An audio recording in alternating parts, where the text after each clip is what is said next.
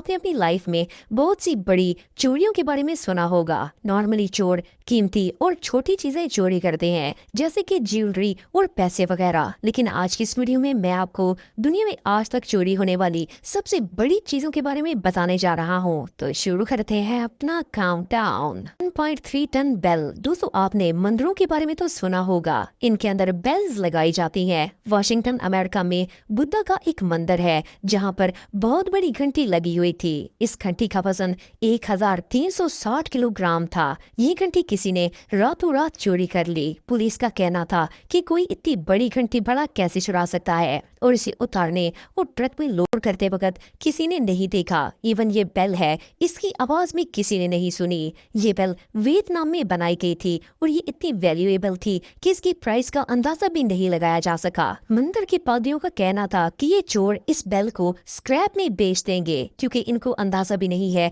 कि ये कितनी कीमती है। लेकिन बहरहाल इसकी चोरी करने वालों का आज तक पता नहीं चल सका, और ना ही किसी को पता है कि इन्होंने इसे चुराया कैसे। Number 6, 56 ton bridge. दोस्तों, रशिया के आर्टिक रीजन में एक अजीबोगरीब वाकया पेश आया जिसने लोकल लोगों को सोच में डाल दिया। आर्टिक रीजन के सबसे मशहूर ओम्बर रिवर के ऊपर एक ब्रिज था जो कि अचानक गायब हो गया। इस ब्रिज के पार्ट्स का वजन 56 टन से भी ज्यादा था। इसके गायब होने की खबर सबसे पहले सोशल मीडिया पर वायरल हुई। ये इंसिडेंट मई के महीने में पेश आया। लोकल लोगों के मुताबिक ये कुदरती तौर पर नहीं हो सकता, क्योंकि ना तो कोई सिलसिला आया और ना ही सैलाब जिससे ये टूटकर गायब होता।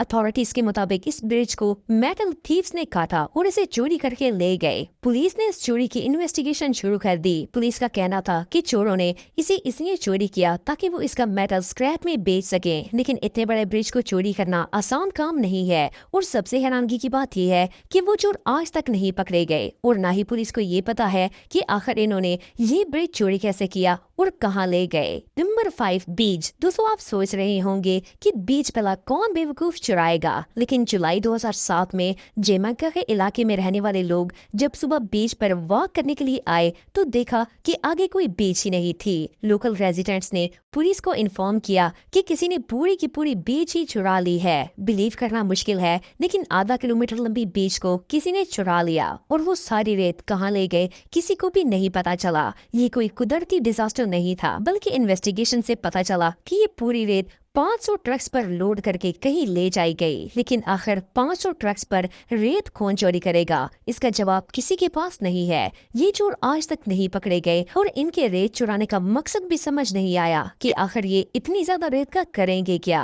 Number 4, empire state building. दोस्तों, एम्पायर स्टेट बिल्डिंग 102 मंजिलों पर मुश्तमिल है, और ये न्यूयॉर्क के मैनहट्टन इलाके में वाक़या है। आप बिलीव नहीं करेंगे कि एम्पायर स्टेट बिल्डिंग को 9 मिनटों से भी कम वक्त में चोरी किया गया, और ये अमेरिका की हिस्ट्री की सबसे बड़ी चोरियों में से एक है। अगर आप सोच रहे हैं कि इस पूरी बिल्डिंग को कोई स्पेसशिप उठा कर ले गया, तो आप गलत हैं। असल में state building New York daily time news ने चुराई थी। इस न्यूज एजेंसी ने फेक डॉक्यूमेंट्स बनाए और स्टेट रजिस्ट्रार के सामने ये साबित कर दिया कि ये बिल्डिंग इनकी मलकियत है। ये डॉक्यूमेंट्स पूरी तरह लीगल थे। इस केस की गवाह इस वक्त की मशहूर अदाकारा और नोटरी एक बैंक रॉबर को शो करवाया गया। असल में टाइम न्यूज सिर्फ हुकूमत की तवज्जो हासिल करना चाहते थे।